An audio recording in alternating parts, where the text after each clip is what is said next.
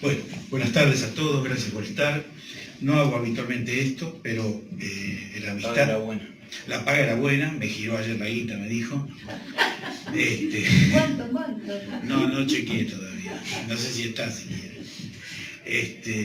Pero la amistad, el cariño y el respeto poético y personal que tengo por Alberto, bueno, me amerita que esté. Lo que pasa es que yo leí el libro y me gustó tanto, entonces yo no me enfoqué ya solamente en el libro, sino que escribí algo como una especie de elogio de la poesía de Alberto, que podríamos llamar voto sin recompensa. Les pido disculpas porque voy a leer esta breve exposición. Fui vegetariano 18 años y perdí, a causa de la ausencia de la vitamina B12, casi totalmente la memoria. Además, al escribir uno tiene la posibilidad de decir algo brillante, aunque acepto correr el riesgo de que después de escuchar estas palabras, ustedes puedan coincidir con Fontana Rosa, debido a que la velocidad de la luz es mucho mayor a la del sonido. Ciertas personas nos parecen brillantes un rato antes de escuchar las pelotudeces que dicen. Conocí a Alberto gracias a Jorge Abricino.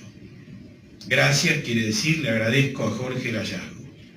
Es la primera vez que hago este reconocimiento en público, porque todo gran poeta, y Jorge lo es, fuera de sus poemas no son personas confiables.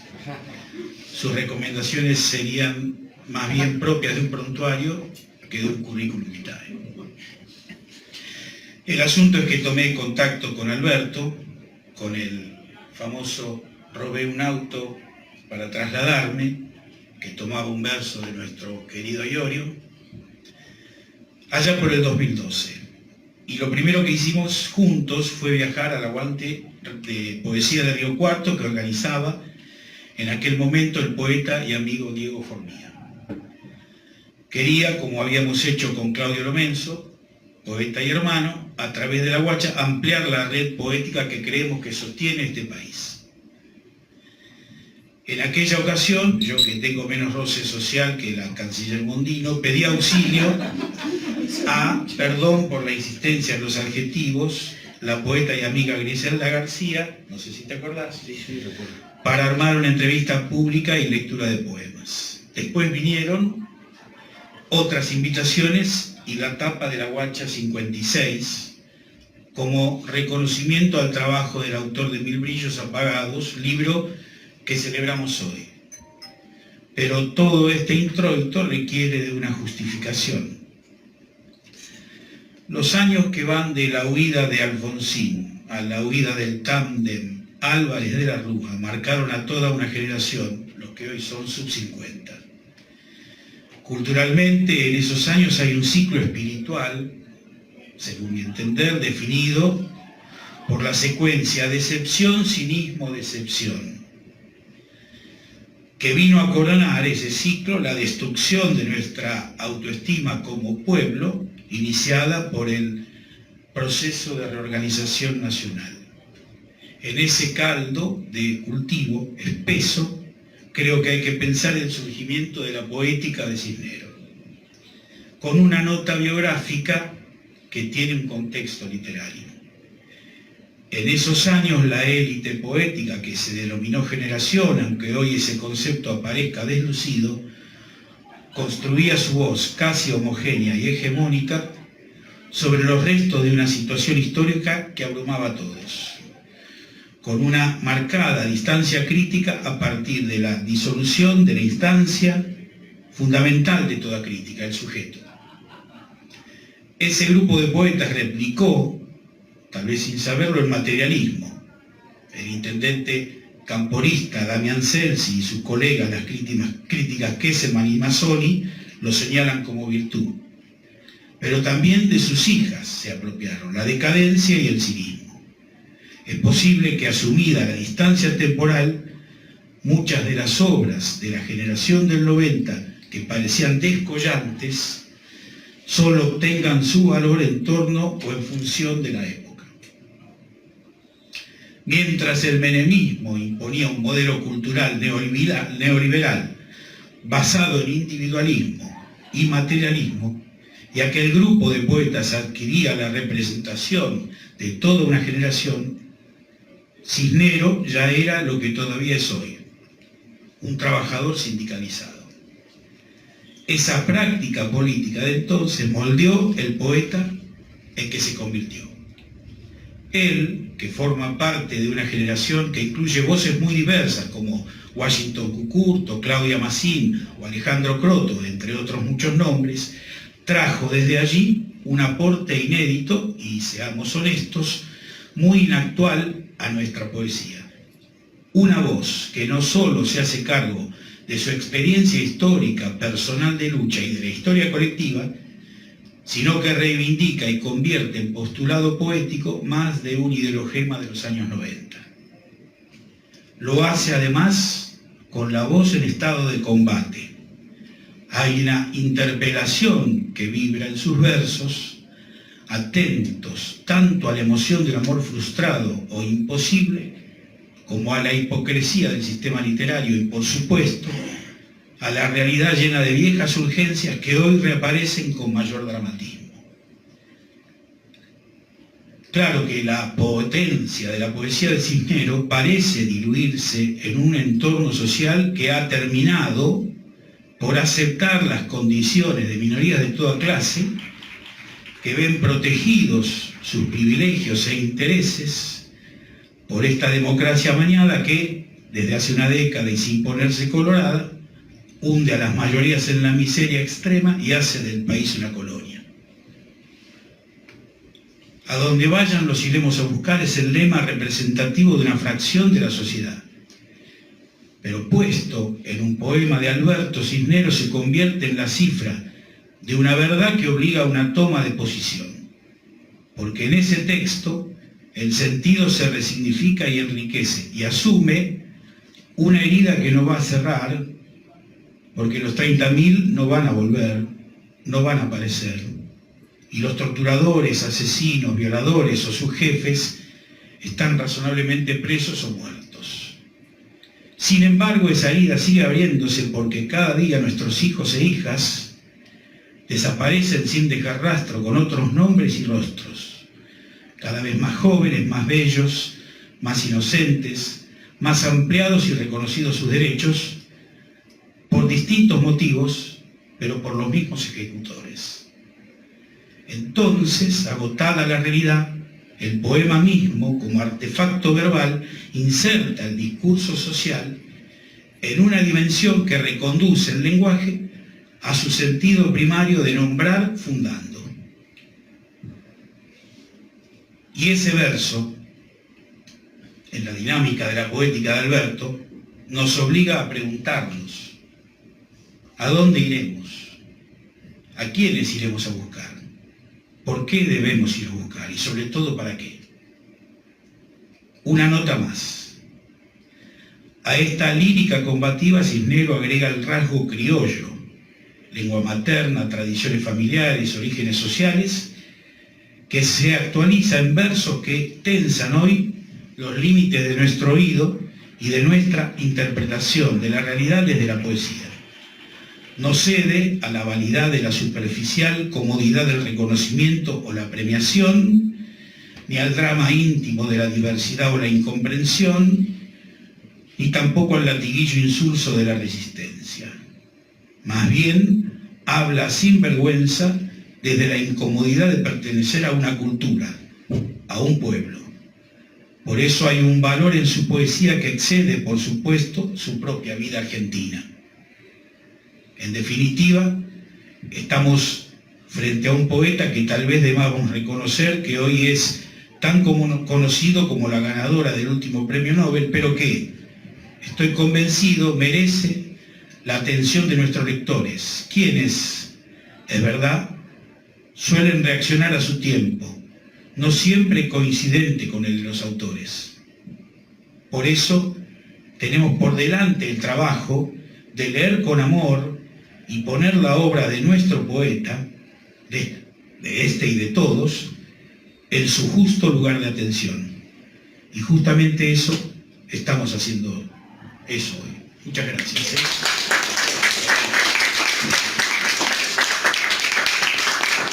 Bueno, agradezco todo esto que dijo Javier, que al escuchar los poemas va a quedar desmentido, evidentemente. Yo quisiera hacer un pequeño relato respecto de este libro, la prehistoria del libro, porque el libro fue escrito hace muchos años y fue publicado parcialmente en el año 2012. Está presente en la sala Luis Pastrana, un amigo de muchos años, que es el responsable, porque el culpable es él. Él me dijo, él es bibliotecario en la UNSAM, y me dijo, hay un concurso, vos que escribís, ¿por qué no mandás? Yo no había publicado nada hasta entonces, letras de molde. Y a mí me tentó mucho la posibilidad de ser leído por 3 premios Cervantes de la lengua, que eran Juan Gelman, Antonio Gamoneda y Gonzalo Rojas. Yo dije, bueno, morimos ahí a lo grande, ¿no? Vamos, perdemos, ya está, por lo menos. O vemos en qué situación estamos, ¿no? Porque siempre los concursos, he participado un poco en concursos, uno, al menos cuando no tenía publicado, era para bien testear un poco por donde, con lectores más avesados que uno, cómo estaban esos trabajos, ¿no? Bueno, se venció la primera llamada y Luis volvió a insistirme, se amplió el tiempo de la convocatoria. Entonces envié Mis brillos apagados. Y bueno, resultó finalista el libro, no ganó, pero resultó finalista. Entonces eso me dio a mí como un aliciente, digamos, ¿no? De que, bueno, vamos por buen camino. No lo publiqué, pasaron los años, y luego cotejé que todos los finalistas habían ido publicando sus libros. Incluso hasta el día de la fecha en las solapas, mencionan ese hecho como un hecho determinante. Fue finalista en el concurso, Bueno, yo nunca había hecho mención cuando salió en 2012 junto a otros libros, que no salió completo porque al ser 5 libros, la editora con buen tino me dijo, va a ser un volumen gigante, te conviene hacer como una especie de selección. Y entonces ella estuvo muy bien ahí porque me dijo, publica primero los poemas que tienen títulos. Yo era joven, y ¿cómo se dice? Entonces me tomaba más trabajo e incluso le ponía títulos a los poemas, ¿no? Joven y prometedor. Y después pasé a enumerarlos. Entonces publicamos algunos de esos Mis brillos apagados. Y hoy que pasó tantos años, más de 3 lustros, decidimos volver a publicarlos, ¿no? Con un aliciente. Aquí están presentes mis hijas, Merlina y Vera, que me ayudaron a rastrear en las agendas, sobre todo las agendas del año 2006, que de eso se trata la tapa, que son escrituras manuscritas. Entonces revisamos eso y se incluyeron algunos poemas que habían quedado descartados de aquella primera del concurso, y hoy, visto después de muchos años, fueron rescatados, ¿no? Así que bueno, de eso se trata Mis brillos apagados. Es un libro con poemas con títulos breves, en la misma mecánica. En ese entonces estaba muy deslumbrado por don Luis de Góngora, todavía lo estoy. Digo eso en la advertencia al lector, pasábamos de las drogas a don Luis de Góngora, que era como alucinar con Góngora. Así que el libro salió sin mayor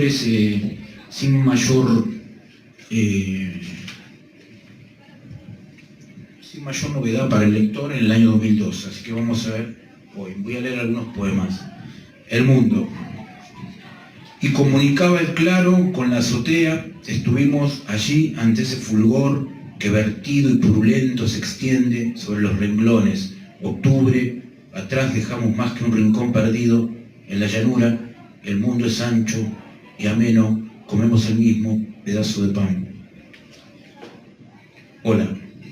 En un caserío medieval con drugstores, entablada en Nantucket, siempre habrá un patio y estrellas que titilan sobre los dos, y sin que ni uno ni otro llegasen a saber nada de sus verdaderas vidas, como si tornaran a llamarse, se suceden y huyen historias que no se habían dicho hasta entonces, y que nunca volverían a decirse, aunque al fin lo supriman todo, salvo antes y después, Creían tener tiempo, pero era miedo.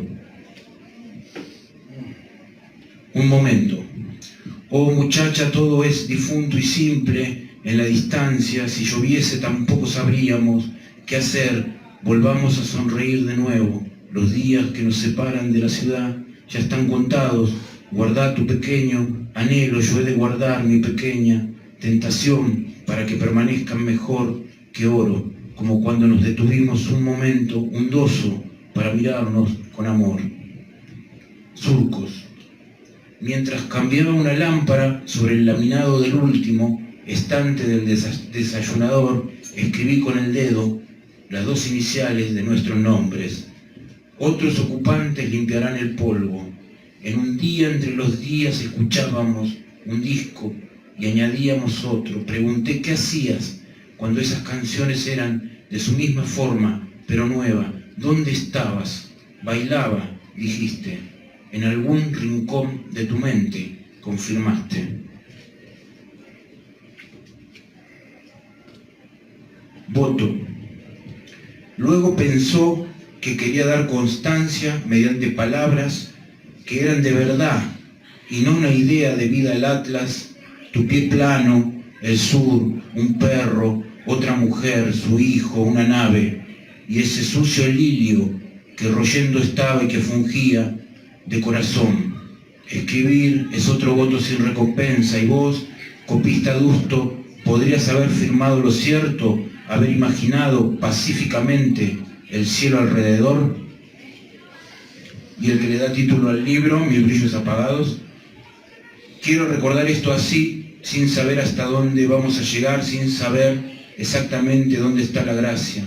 Guardamos lealtad a una emoción, a todo aquello que perdimos, recortes en hojas de papel que un día deberán ser ordenados hasta que se divisen las últimas poblaciones o cómo se iba alejando el sol poniente. Repetido es, el tiempo no se detuvo, Mil brillos apagados no se detuvo.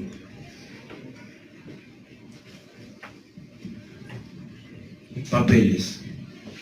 Entonces se besaron y dijeron buena suerte y se dieron un papel como despedida y no volvieron a verse más. Doblaron la delgada hoja y comenzaron a leerla. Cada uno mata lo que quiere. Copla. Tanto y tanto supuso me nombraras y refulgiera a pesar del polvo, por amor, casualidad u otra causa. Repitámoslo hasta donde la lluvia y el barro nos arrastre. Y ahora sí, el último. De su fin. Cuando suspendas el tranco con la lentitud de un párpado e indeciso, quede o de su fin presado otro corto episodio de aquel sueño geórgico, cumplido el frío de ese primer invierno, roto o vendido un jacinto, rodando hasta el polvo se hunda y leve te sea la tierra. Bueno, no voy a leer todos porque así se quedan con una intriga y por ahí pues, además pueden mejorar.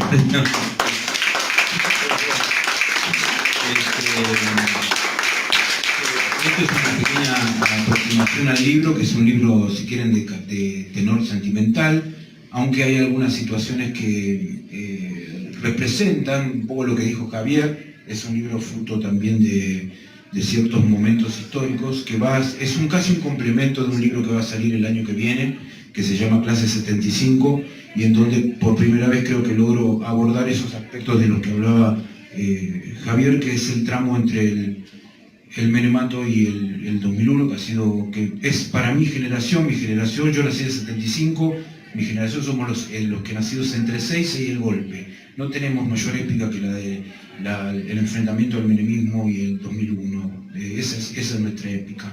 Así que bueno, como dice una poeta del oeste, no contamos ovejas para dormir, contamos nuestros muertos porque son más.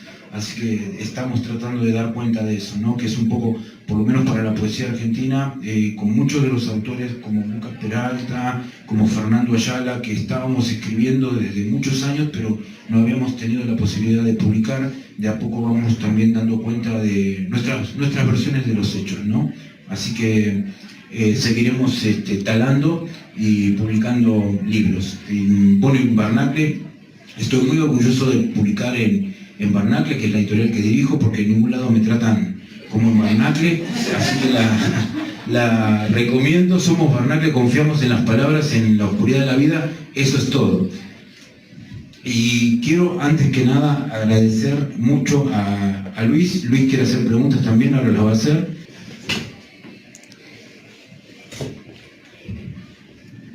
Hola a todos, a todas. Bueno, en particular realmente a Alberto lo conozco cuando cursábamos bibliotecología, ¿sí? Y de una manera siempre me llamó la atención. En su momento él trabajaba de constructor, albañil, vivía en Cañuelas, venía a estudiar hasta Caballito, después se volvía con el colectivo, llegaba como a las 12, 1 de la mañana, y veía que todo el esfuerzo que hacía para, por un lado, poder recibirse de bibliotecario, y por otro lado realmente me contaba lo que escribía, me mostraba lo que escribía, y realmente eso es lo que de alguna manera en él veía que había un potencial muy fuerte. Había una cosa latente en él, que tenía que ver justamente con que arrastran todos los autores. Cuando yo a la mañana trabajo de bibliotecario escolar, en una escuela pública acá en el gobierno de Ciudad de Buenos Aires, y de alguna manera yo hablo mucho con mis alumnos respecto de los autores, ¿sí? Y más allá de, en todo caso, leer por ejemplo, de Horacio Quiroga, un montón de novelas. Primero lo que hago es leerle la biografía. La biografía dice mucho de lo que escribe el autor. Entonces, les leo lo que pasó, lo que sufrió, y todo eso después lo vemos reflejado en sus producciones, o de los producciones también, lo que realizó.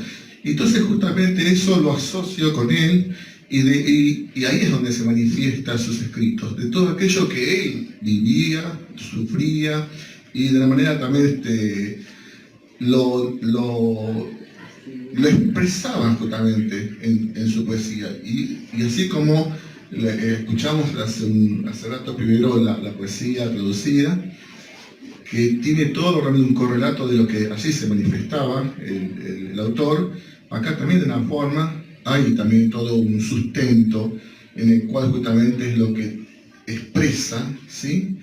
Tanto en lo social, en lo personal, en lo sentimental, y eso de alguna manera fue lo que en su momento es como que estaba atrás de él para que publique sus libros, para que los publique, que intente. Digo, todo eso realmente se tiene que demostrar, porque no puede ser que sea el único que lo vea yo, que no soy un especialista en poesías, pero sí que me llegaba. Y está ahí el secreto justamente, de despertar justamente esos sentimientos que de una manera uno asocia a vivencias. Y esa poesía que hace te ilustra de una manera, te ilustra mentalmente, ¿sí?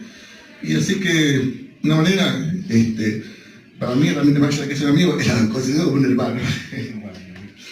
Y la verdad que simplemente para dar testimonio de los inicios y realmente de todo el esfuerzo que él puso para poder realmente concretar ese logro, ¿no? Sí, yo me acuerdo. Y de ahí justamente esto de los brillos apagados, yo creo que tiene que ver con eso. De todavía que él tiene ese potencial, esa cosa latente adentro que de una manera, por diversas situaciones, está brillando, pero como que está como tapado, pero no apagado.